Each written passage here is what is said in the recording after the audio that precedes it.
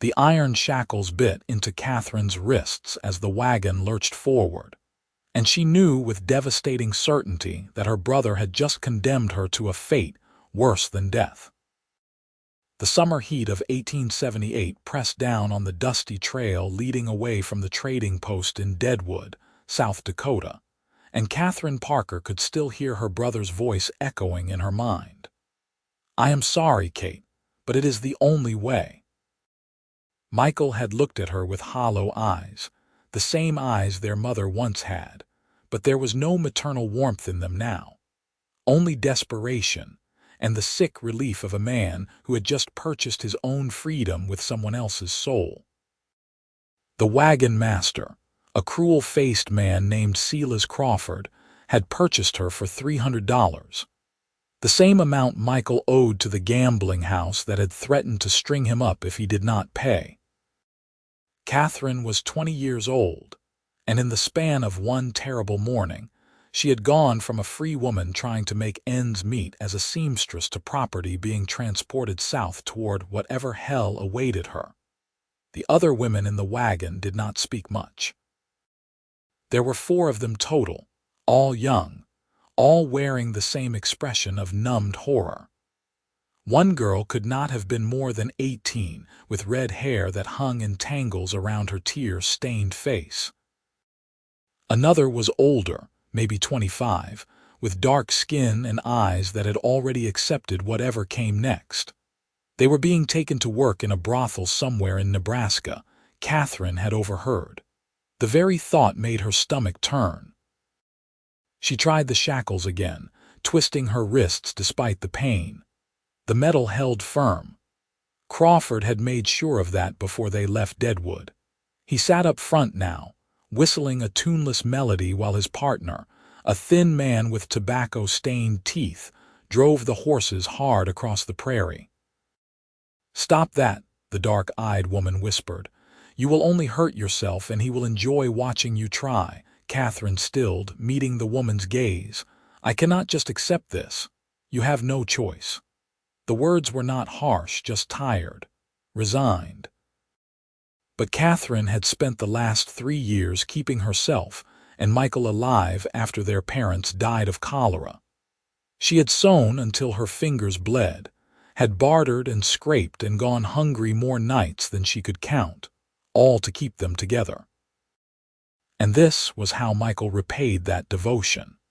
By selling her like livestock to save his own worthless hide.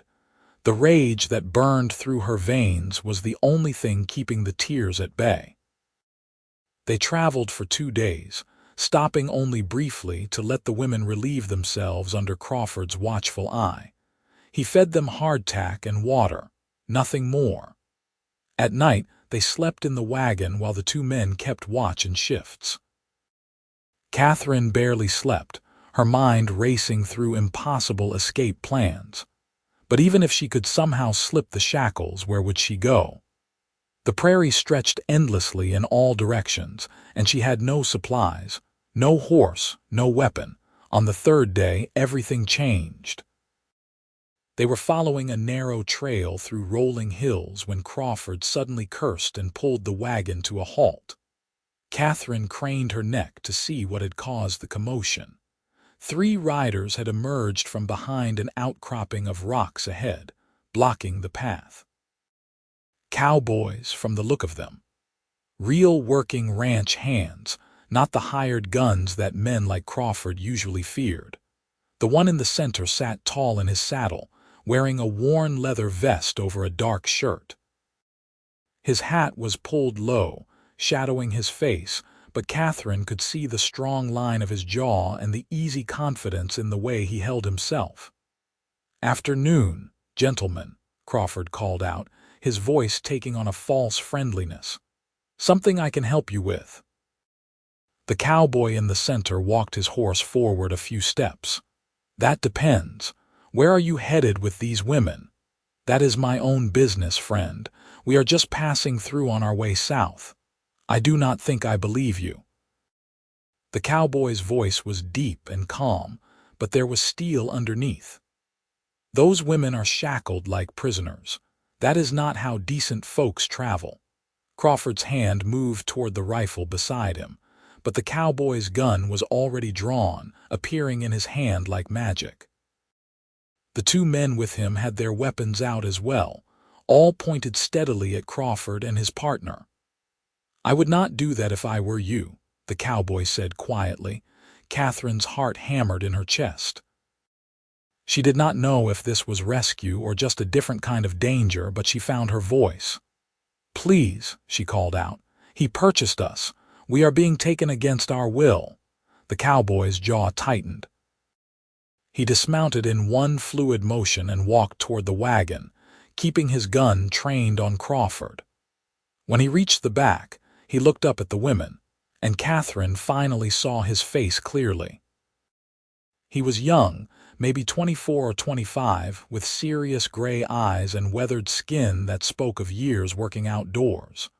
There was something honest in his face, something that made her breath catch. "You purchased them," he repeated, looking back at Crawford. "You mean you are trafficking women?" "I have bills of sale," Crawford blustered, "all legal and proper." "There is nothing legal about selling human beings, not anymore, and there was never anything proper about it." The cowboy reached into the wagon and examined Katherine's shackles. His touch was gentle despite the roughness of his hands. "Where are the keys?" "Now see here," the cowboy cocked his gun. "The keys!" Crawford threw them down with a curse. One of the other cowboys, a weathered man with a gray beard, dismounted and picked them up. Between the two of them, they made short work of the women's shackles. Katherine rubbed her raw wrists, hardly daring to believe what was happening. "Who are you?" The cowboy met her eyes, and she felt something shift in her chest. "Harrison Irving. I work at the Triple Bar Ranch about 20 miles west of here near Bismarck, North Dakota. These are my friends, Dutch Morrison and Pete Sanchez." "What do you want us to do with these two?" Pete asked, gesturing at Crawford and his partner. Harrison considered. "Take their guns, their horses, and most of their supplies. Leave them enough water and food to walk to the nearest town. Let them explain to the law what they were doing out here if they are brave enough to try." "You cannot do this," Crawford snarled. "Those women are mine. I paid for them." Harrison moved so fast that Katherine barely saw it. One moment he was standing by the wagon, the next he had Crawford by the front of his shirt, dragged halfway off the driver's seat. "If you ever come near any of them again, I will make you regret the day you were born. Do you understand me?" Crawford nodded frantically, and Harrison released him with a look of disgust. Within minutes, the two traffickers were standing in the dust, weaponless and horseless, watching as their wagon and goods were redistributed.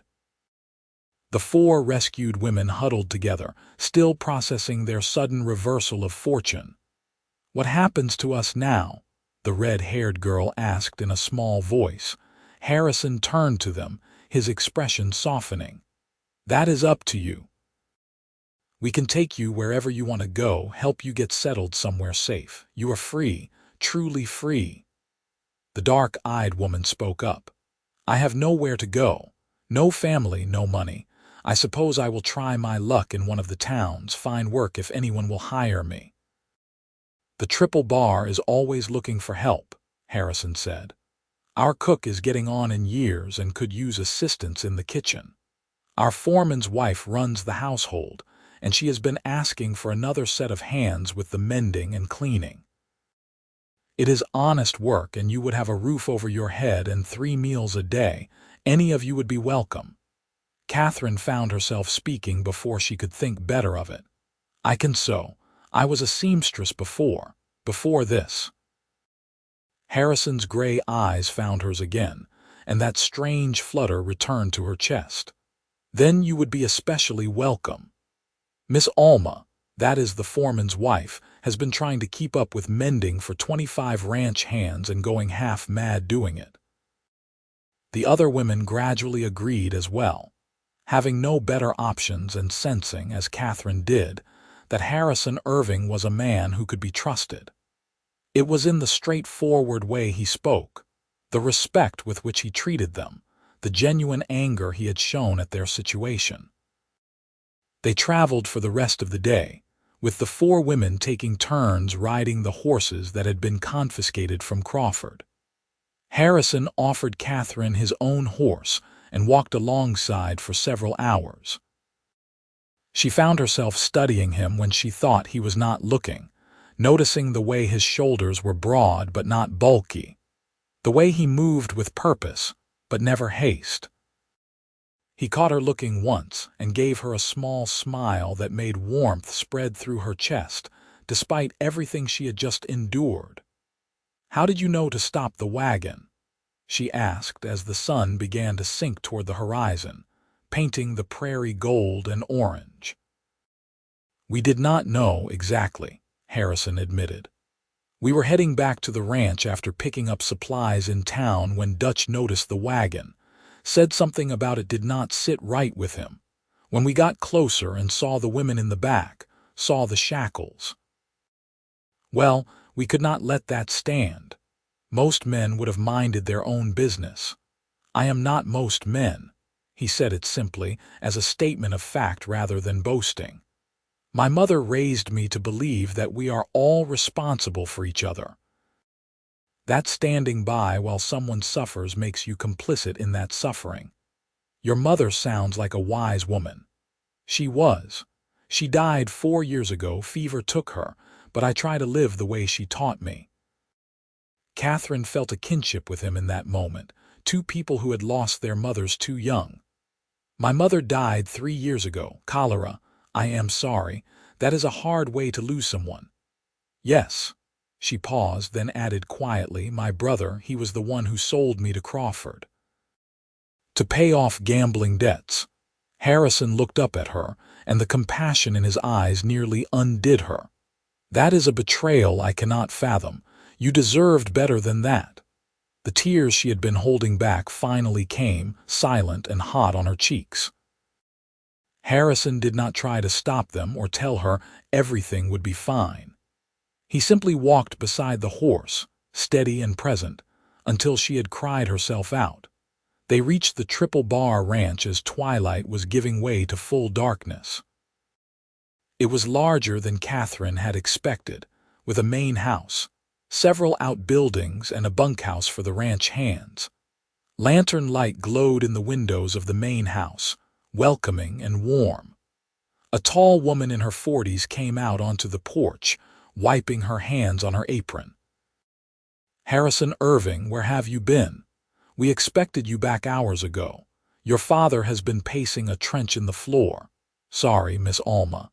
We ran into a situation that needed handling." Harrison helped Katherine down from the horse, his hands gentle and sure at her waist. She found herself reluctant to step away from his steadying presence. Alma's sharp eyes took in the 4 disheveled women, the extra horses, and the grim set of Harrison's jaw. She had clearly seen enough of life to read between the lines. "You boys get those horses settled.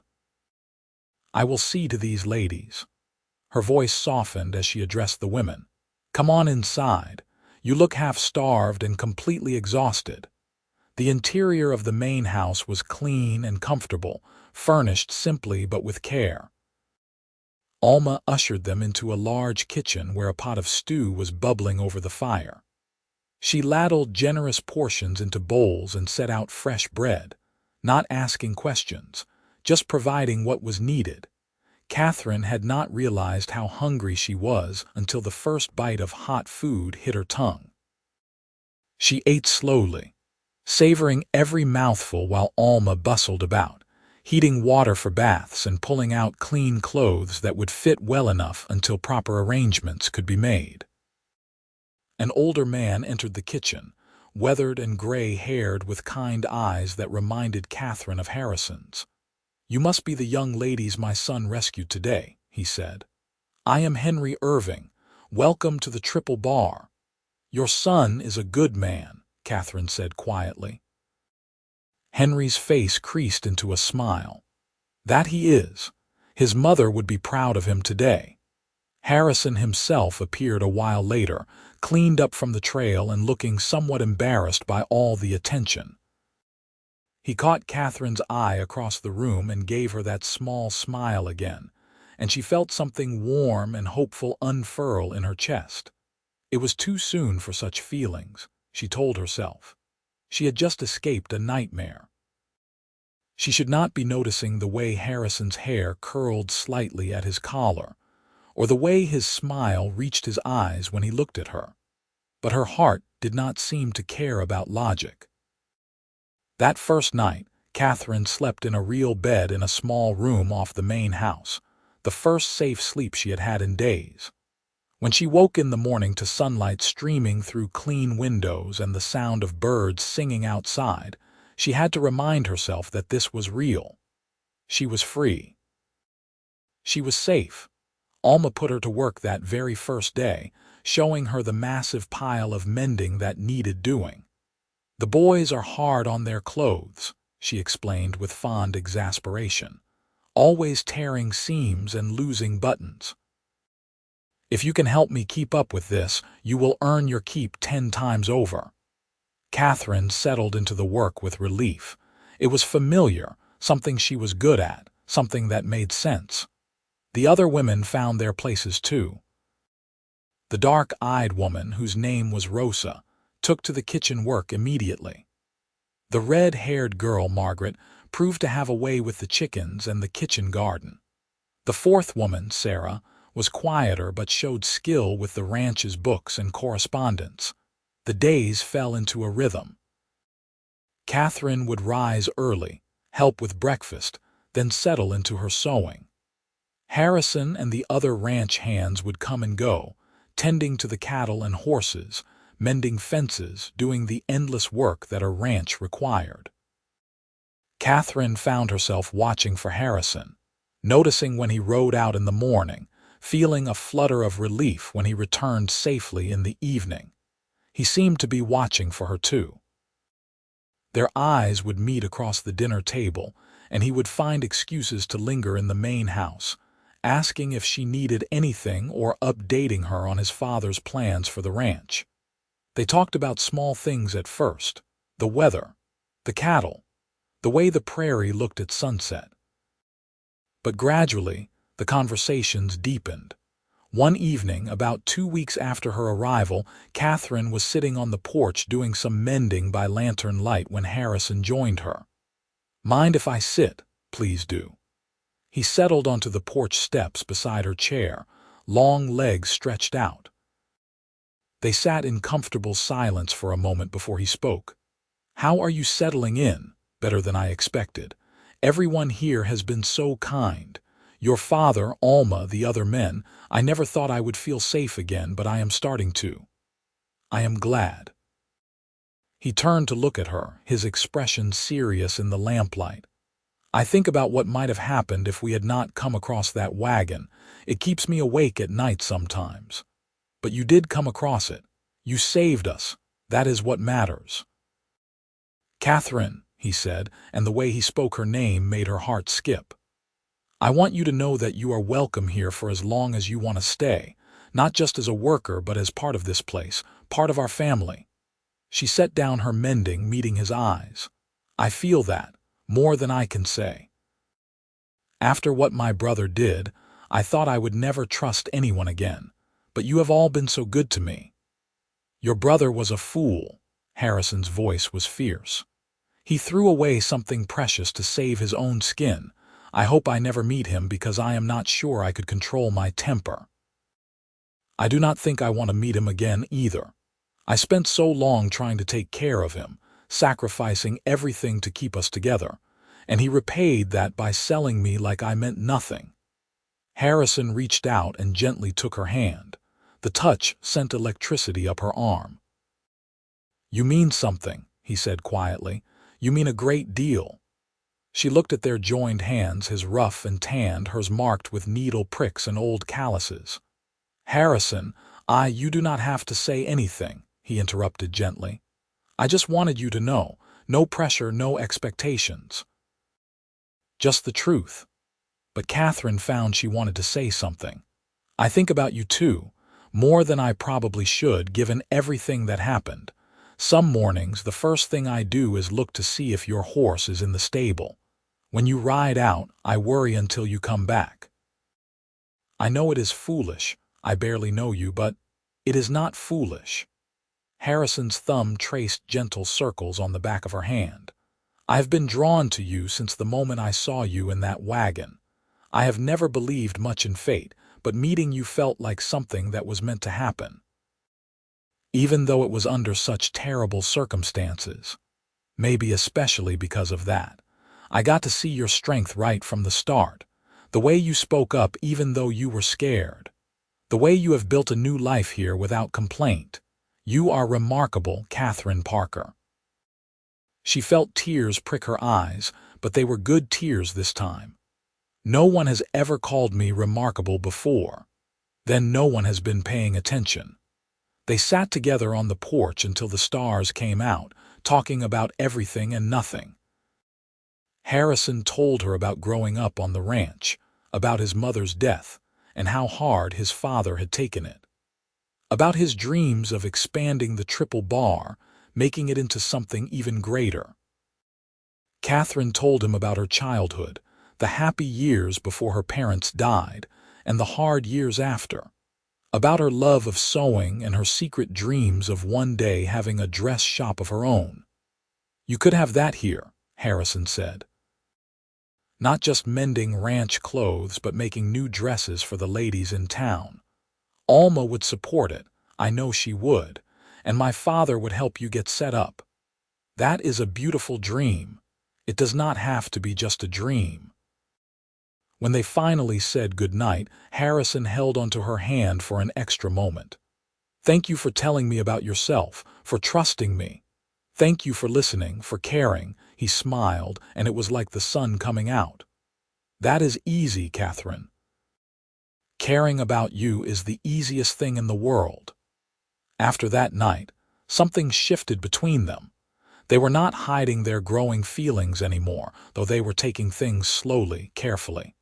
Harrison would find reasons to be near her during the day.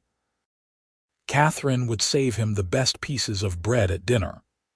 They would walk together in the evenings, exploring the land around the ranch house, talking and laughing and learning each other. Irving noticed, of course. One afternoon, when Harrison was out checking the northern fence line, he came to find Katherine in the sewing room. May I speak with you for a moment? Of course, Mr. Irving. Katherine set down the shirt she was hemming. Please call me Henry. I wanted to talk to you about Harrison. Katherine felt her cheeks warm. I hope we have not been improper. We have been careful to. You have been nothing but proper, Henry interrupted with a kind smile. That is not what concerns me. I just wanted you to know that I approve, more than approve. I think you are exactly what my son needs. I am not sure I understand. Henry settled into the chair across from her. Harrison has always been serious, even as a boy. After his mother died, he took on so much responsibility, trying to be the man of the house even though I never asked that of him. He works himself to exhaustion most days. But since you have been here, I have seen him smile more, laugh more. He seems lighter somehow, happier. Katherine felt warmth bloom in her chest. He makes me happy too. I never thought I would feel this way about anyone, especially not after what happened. But Harrison is different. He is good all the way through. That he is. Henry leaned forward. I know it has only been a few weeks, and I am not pushing for anything to happen before you are both ready. But I want you to know that if things continue in the direction they seem to be going, you have my full blessing. I would be honored to have you as part of this family. Tears sprang to Katherine's eyes. Thank you. That means more than I can say. You have been through hell, Katherine. You deserve happiness. And I think you and my son could make each other very happy indeed. As summer deepened into late August, Katherine's feelings for Harrison grew stronger with each passing day. She loved the way he was patient with the younger ranch hands, teaching them skills without ever making them feel stupid. She loved how he was gentle with the horses and respectful to every person on the ranch, regardless of their position. She loved his quiet strength, the way he could work from dawn to dusk without complaint, and the way his whole face lit up when he saw her. She also became close with Alma, who took her under her wing like a mother hen. "That boy is head over heels for you," Alma told her one afternoon while they were preserving vegetables. "I have known him since he was in short pants, and I have never seen him look at anyone the way he looks at you." "I feel the same way about him," Katherine admitted. "It scares me sometimes how much I have come to care for him in such a short time. When it is right, it is right. Time does not always matter." Alma smiled. "My late husband proposed to me after knowing me for 3 weeks. We had 40 good years together before the fever took him. I have never regretted saying yes. Did you know right away that he was the one? I knew that he made me feel safe and excited all at once, like I could be fully myself around him without pretending to be anything else. That is what love is, I think, being seen completely and accepted completely." Katherine thought about Harrison, about how comfortable she felt in his presence, how she could tell him anything and know he would not judge her. "I think I might be falling in love with him." "Might be," Alma laughed. "Oh, honey, there is no might about it. You are already there." The realization settled over Katherine like a warm blanket. She was in love with Harrison Irving, completely, irrevocably in love. The thought should have terrified her, but instead it filled her with joy. That evening she found Harrison in the barn, brushing down his horse after a long day. "Need any help?" he turned, and his smile made her heart skip. "I never turn down your company. Grab a brush if you want." They worked together in comfortable silence for a few minutes before Katherine gathered her courage. "Harrison, can I tell you something? Anything? I have been thinking about what you said a few weeks ago, about me meaning something to you." He stilled, his hand pausing on the horse's flank. "Yes. You mean something to me too, more than something. You have given me so much more than just freedom and safety. You have given me hope. You have shown me that there are still good people in the world, that I am worth more than what my brother made me believe." She moved closer to him, heart pounding. "Harrison Irving, I am falling in love with you. I might have been falling since the day you stopped that wagon." The brush dropped from his hand. He closed the distance between them in 2 strides, cupping her face in his hands. "Katherine, I have been in love with you for weeks. I have been trying to give you time to not push too fast, but every day I fall harder. You are brave and kind and beautiful, and I want to spend the rest of my life proving to you that you are valued and cherished." "You already have proven it," she whispered. "Every single day.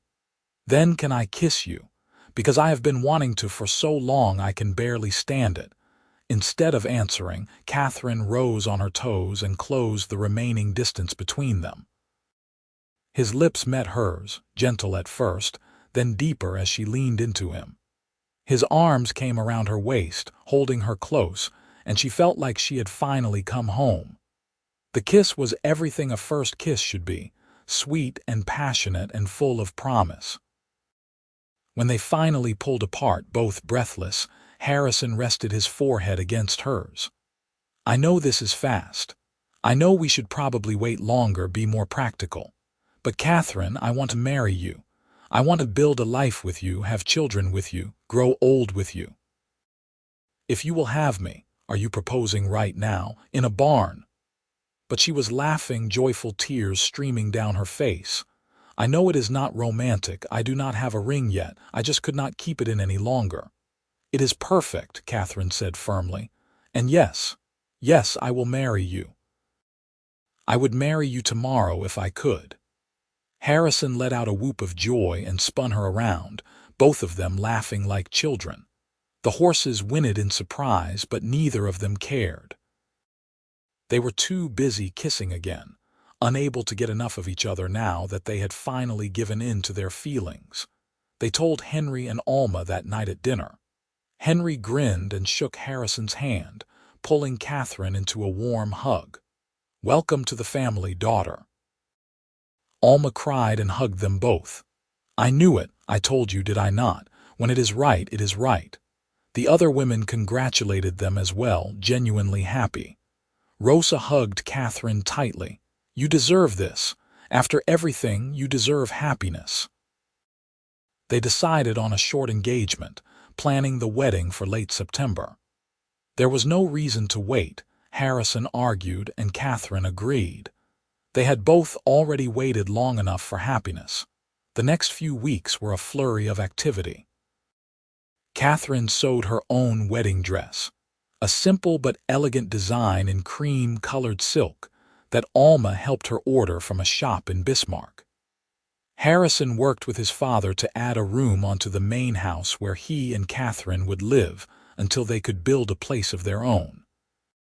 The ranch hands pitched in enthusiastically, clearly pleased that their boss was settling down with such a kind woman. Harrison courted Katherine properly during those weeks, even though they were already engaged. He brought her wildflowers from the prairie. They went on picnics by the creek that ran through the northern pasture. He taught her to ride better, patient as she learned to handle his gentlest mare. They talked about their future, about the children they hoped to have, about Katherine's dress shop dreams and Harrison's plans for the ranch. "I want at least 4 children," Harrison said one afternoon as they sat by the creek, Katherine's head on his shoulder. "Maybe more. I was lonely as an only child. 4 sounds perfect, a house full of noise and laughter. And you can have your dress shop in town. I mean it, Katherine. I do not want you to give up your dreams just because you are marrying me." She turned to look at him. "You are my dream now, you and the family we will build. If the dress shop happens, wonderful, but you are what matters most. I do not deserve you." "Yes, you do. We both deserve this happiness." The wedding took place on a perfect September morning, with golden sunlight slanting across the prairie and a cool breeze promising the coming autumn. The ranch hands and several families from the surrounding area gathered in front of the main house, dressed in their Sunday best. A traveling preacher who made regular rounds through the territory performed the ceremony. Katherine wore her cream silk dress with wildflowers in her hair. Harrison wore his best suit, looking nervous and handsome and so full of love that it took her breath away. As they exchanged vows, promising to love and honor each other for the rest of their lives, Katherine felt the last shadows of her past fall away. She was no longer the woman her brother had sold. She was Harrison Irving's wife, a valued member of this family, and she was finally, truly free. When Harrison kissed her as husband and wife for the first time, the assembled guests cheered. Henry wiped away tears, and Alma openly sobbed into her handkerchief. It was perfect in every way. The celebration lasted well into the evening, with food and dancing and toasts to the happy couple. Harrison never let Katherine stray far from his side, always touching her hand or her waist, as if he could not quite believe she was his. She felt the same, overwhelmed with joy and gratitude for this man who had saved her and then given her something even more precious than freedom: love. When they finally retreated to their new room that night, Harrison carried her over the threshold, both of them laughing. "I love you, Katherine Irving," he said, setting her down gently. "I love you too," she whispered. "Thank you for finding me, for giving me a real family. You have given me just as much. You have given me a reason to be more than just a rancher going through the motions. You have given me joy." They came together that night with tenderness and passion, learning each other in this new way. Harrison was gentle and patient, making sure Katherine felt safe and cherished. Afterward, lying in his arms, Katherine felt a completeness she had never known before. This was what life was supposed to be. This love, this partnership, this home. The years that followed were full of hard work and deep happiness. Katherine and Harrison fell into the rhythms of married life easily, as if they had been together for decades rather than months. She continued her sewing, and with Harrison's encouragement and financial backing, she did open a small dress shop in Bismarck. It quickly became popular with the local women, who appreciated her skill and reasonable prices. Their first child, a son they named Henry after his grandfather, was born in the summer of 1879. Katherine labored for 12 hours with Alma and a midwife attending, and when she finally held her baby boy in her arms, she wept with overwhelming love. Harrison cried too when he met his son, cradling the tiny bundle with infinite care. "He is perfect," Harrison whispered, touching the baby's downy head. "You are perfect. Thank you for this gift, Katherine." "We made him together," she said, exhausted but glowing. "Our little miracle."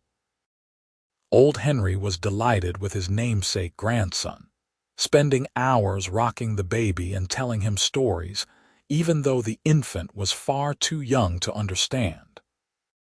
The whole ranch seemed to celebrate the new arrival, with ranch hands stopping by to offer congratulations and small gifts whittled from wood. Being a mother was harder than Katherine had imagined, but more rewarding too.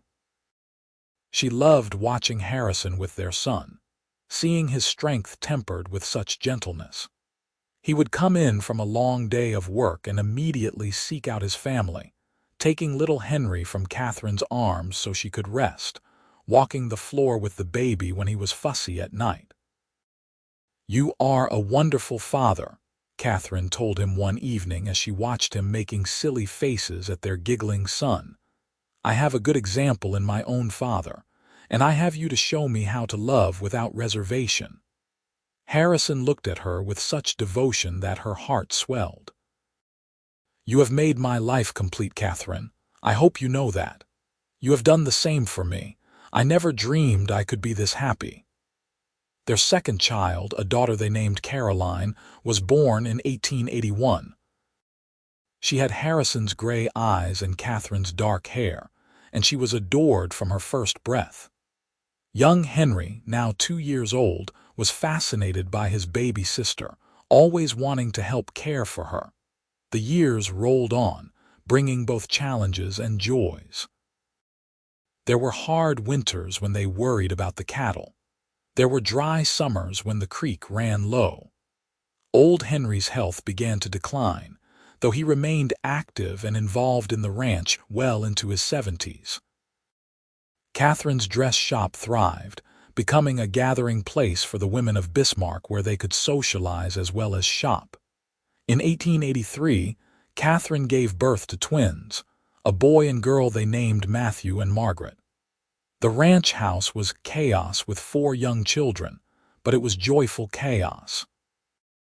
Harrison built an addition to give them more space, and Katherine found herself busier than she had ever imagined possible, juggling motherhood, her shop, and her duties on the ranch.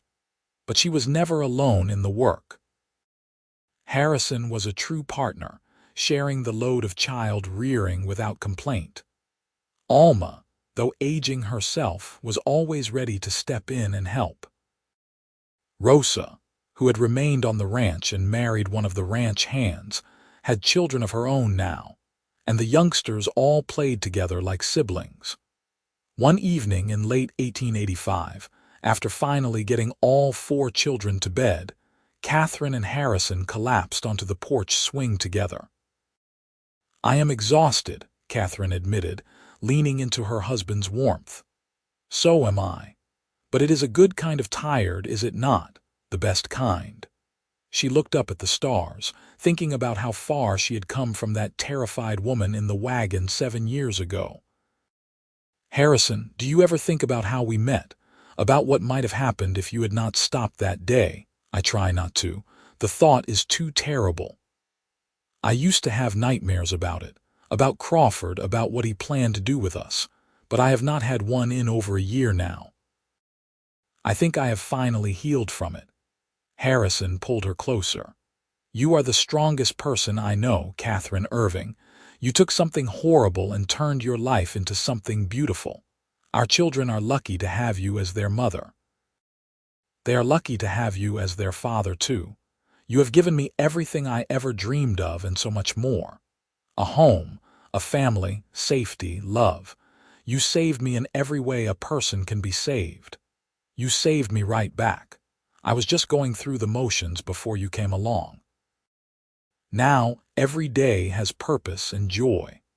They sat together in the comfortable silence of long marriage, listening to the sounds of the ranch settling down for the night.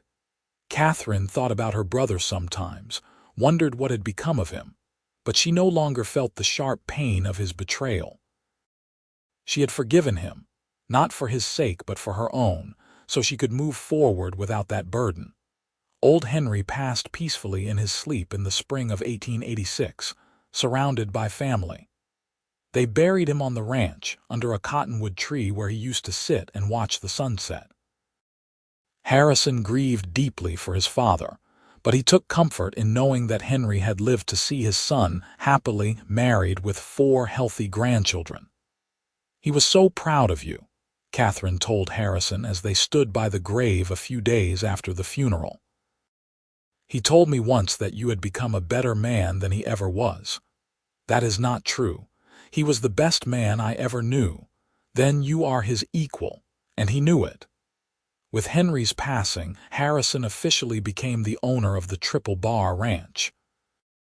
He ran it with the same principles his father had taught him. Treat your workers fairly, care for the land, and always do the right thing even when it is hard. The ranch prospered under his leadership, expanding its herd and becoming known throughout the territory for its quality cattle and horses. Katherine's dress shop continued to thrive as well. By 1888, she had hired 2 assistants to help with the increased business and was thinking about expanding to a larger location. Her children were growing up healthy and happy, each developing their own personalities. Henry, the eldest, was serious like his father but with a mischievous streak. Caroline was gentle and nurturing, always mothering her younger siblings. The twins, Matthew and Margaret, were whirlwinds of energy who kept everyone on their toes. In the fall of 1889, Katherine discovered she was pregnant again. She was 31 now, and while she knew her child-bearing years were not over, she wondered if this might be their last baby. 5 children, she marveled to Harrison. We are certainly creating the large family you wanted. I would have 20 children with you if that were possible, Harrison said, kissing her soundly. Each one is a blessing. Their 5th child, another son they named Thomas, was born in the spring of 1890. The delivery was harder than the others, leaving Katherine weak and exhausted. The midwife advised that this should probably be her last pregnancy, and both Katherine and Harrison agreed. 5 healthy children was more than they had ever dared to hope for. As the 1890s progressed, the Irving family became a cornerstone of the Bismarck community. Harrison was respected as a fair rancher and a good neighbor, always willing to help when times were hard. Katherine was beloved for her kindness and her skill, creating beautiful dresses for weddings and special occasions while also quietly helping women who could not afford to pay full price. Their children grew into fine young people. Henry showed a natural aptitude for ranching and started taking on more responsibilities. Caroline developed into a talented artist, filling the house with her drawings and paintings. The twins were inseparable, always up to some adventure together. And young Thomas was the baby of the family, spoiled a bit by everyone but growing into a sweet-natured boy. On their 15th wedding anniversary in September 1893, Harrison surprised Katherine with a trip to just the 2 of them, leaving the children in Alma's capable care. They traveled to a nice hotel in Bismarck, spending 2 days doing nothing but enjoying each other's company. 15 years. Harrison mused as they sat together watching the sunset from their hotel room window.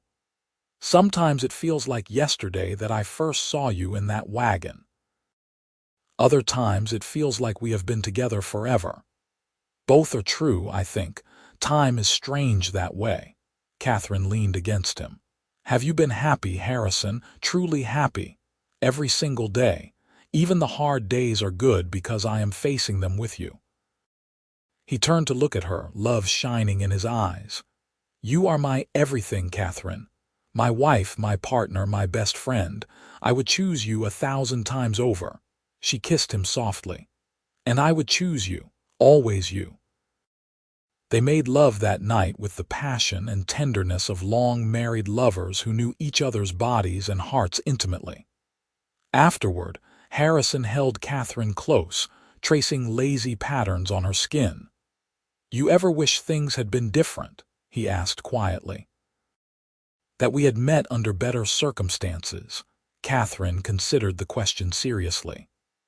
I wish I had not gone through the trauma with Crawford.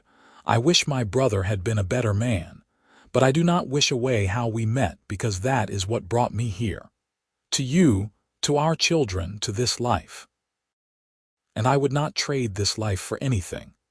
Not even to avoid the pain, not even then. The pain made me who I am. It taught me strength I did not know I had, and it led me to you, which makes it all worthwhile. Harrison's arms tightened around her. I love you so much, Katherine Irving. I love you too, for the rest of my life and beyond.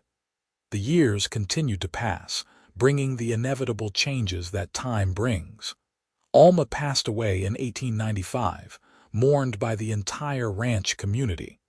Rosa and her husband decided to start their own small farm nearby, remaining close friends. Some of the old ranch hands retired, and new ones took their places. But through it all, Harrison and Katherine remained the steady center of the Triple Bar Ranch. They weathered economic downturns and harsh weather, celebrated births and mourned deaths, and through it all, their love never wavered. Young Henry married in 1897, bringing home a lovely young woman named Sarah who fit into the family seamlessly. They settled into a house on the ranch property, and Henry began taking over more of the day-to-day operations, giving Harrison more time to spend with Katherine and their younger children. Caroline showed no interest in marrying, preferring to focus on her art. Katherine supported her daughter's independence, knowing that not every woman needed a husband to be complete. Caroline eventually moved to Bismarck to open her own studio, but she visited the ranch frequently. The twins, Matthew and Margaret, were both adventurous souls. Matthew talked about heading west to California, while Margaret dreamed of becoming a teacher. Thomas, the youngest, was still finding his way, but he showed promise as a horse trainer. In 1899, Katherine and Harrison celebrated their 21st wedding anniversary. They were both in their early 40s now, with streaks of silver in their hair and lines on their faces that spoke of years spent laughing and living fully. They stood together on the porch of the ranch house, watching the sunset paint the prairie in shades of gold and pink. 21 years, Katherine said softly. Where did the time go? Into our children, into this ranch, into building a life together.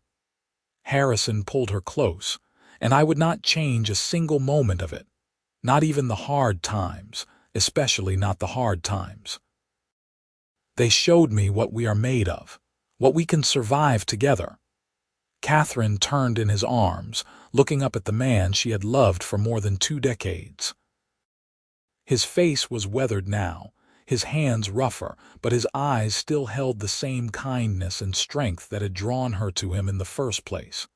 You are my miracle, Harrison Irving. You know that, and you are mine. He kissed her forehead, her cheeks, finally her lips. My beautiful, brave, incredible wife, thank you for choosing me. Thank you for finding me, for seeing me as more than just another lost soul who needed saving, for loving me completely. That was easy. Loving you has always been the easiest thing in the world." As the sun sank below the horizon and the first stars appeared, Katherine reflected on the journey that had brought her here. From the depths of despair in that wagon to this moment of perfect peace and contentment. She had been sold by her brother, yes. That trauma would always be part of her story, but it was not the end of her story. Harrison had given her a real family, true love, and a life beyond her wildest dreams. Their oldest son was raising the next generation on the ranch. Their other children were finding their own paths in the world. Katherine's dress shop was still thriving, employing several women and providing beautiful garments to the community.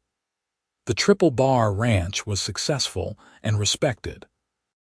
But more than any of those accomplishments, Katherine and Harrison had built something lasting, a marriage based on mutual respect, deep love, and unwavering commitment. They had proven that even the darkest beginnings could lead to the brightest futures. As they walked back into the house together, hand in hand as they had been for 21 years, Katherine sent up a silent prayer of gratitude. For second chances. For good men who stopped wagons carrying women in chains. For the resilience of the human heart. And most of all, for the love that had healed her wounds and given her a life worth living. The house was full of noise when they entered. Their youngest, Thomas, was arguing with Margaret about something. The sound of Henry's baby crying drifted from the addition where he lived with his wife. Caroline had come home for a visit and was telling a story that had everyone laughing. This was family. This was home. This was everything Katherine had never known she needed until Harrison had given it to her. That night, lying in bed with her husband's arms around her, Katherine whispered into the darkness, "I am so glad you stopped that wagon."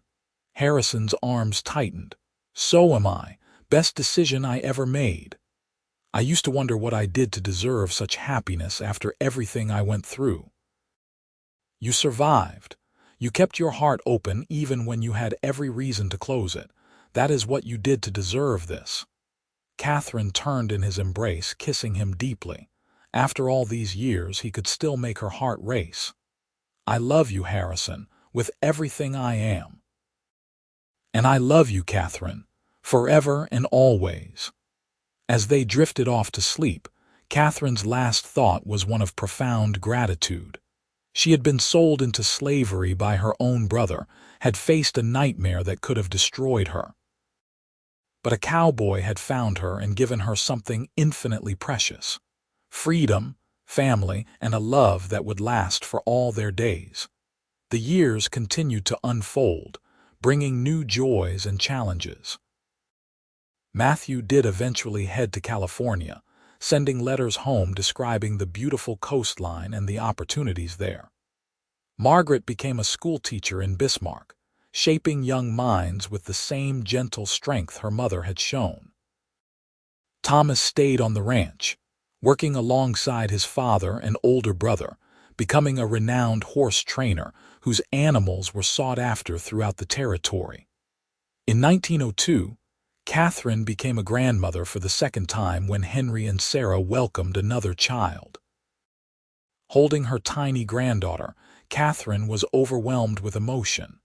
This baby represented a future that had once seemed impossible, a legacy of love and family that had risen from the ashes of her darkest moment. "She has your eyes," Harrison said, looking over Katherine's shoulder at the baby. "And your stubbornness, if the way she is gripping my finger is any indication," Katherine said with a laugh. As North Dakota moved toward statehood and the new century brought changes to the frontier, the Irving family remained a constant. The Triple Bar Ranch adapted to new methods and technologies while maintaining its core values of fair treatment and hard work. Katherine's dress shop evolved with changing fashions, but her commitment to quality and reasonable prices never wavered. Harrison and Katherine grew older together gracefully, their love deepening with each passing year. They took joy in watching their children and grandchildren grow. They took pride in what they had built together, and they never forgot the miracle of how they had found each other. On quiet evenings, they would still sit on the porch swing together, hands clasped, watching the sun set over the prairie. Sometimes they talked about the old days. Sometimes they made plans for the future. Often they simply sat in comfortable silence, secure in a love that needed no words. In 1905, on their 27th wedding anniversary, their children threw them a grand celebration. The whole community turned out, filling the ranch with laughter and music and joy. As Katherine danced with Harrison under the stars, surrounded by their children, grandchildren, and friends, she felt a profound sense of completeness. "Happy," Harrison murmured in her ear as they swayed to the music. "Happier than I ever imagined possible," Katherine replied honestly. "Good. That is all I ever wanted, to make you happy. You have done so much more than that. You have given me a life, Harrison, a real, full, beautiful life. We gave each other that." He pulled back to look at her, his gray eyes still clear and full of love despite the years. "I am the luckiest man alive, Katherine Irving, and I am the luckiest woman." As the celebration continued around them, Katherine thought about the frightened girl in the wagon all those years ago. If she could speak to that girl now, what would she say? That survival was possible. That healing was real. That love could be found in the most unexpected places. That a cowboy with kind eyes could save you and then give you the world. Most of all, she would tell that girl to hold on. To keep breathing, keep hoping, keep believing that better days were coming. Because they were. Better days, and a love that would last a lifetime.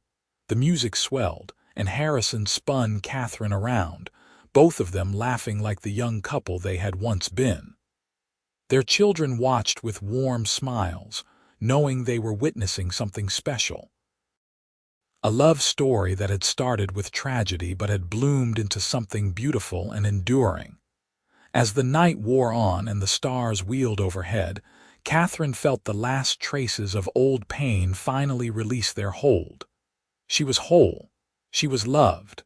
She was home.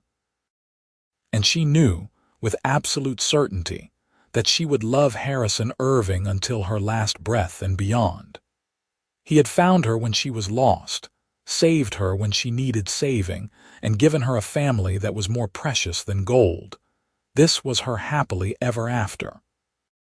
Hard-won, deeply cherished, and absolutely real. And as she looked around at the life they had built together, Katherine knew that every moment of struggle had been worth it to arrive at this perfect, beautiful place. The cowboy had found her, and together, they had created a love story for the ages. A testament to the power of kindness, the resilience of the human spirit, and the transformative nature of true love. And that love would echo through generations, carried forward by the children and grandchildren who would tell the story of how their family began, with an act of courage on a dusty trail and a love that conquered all.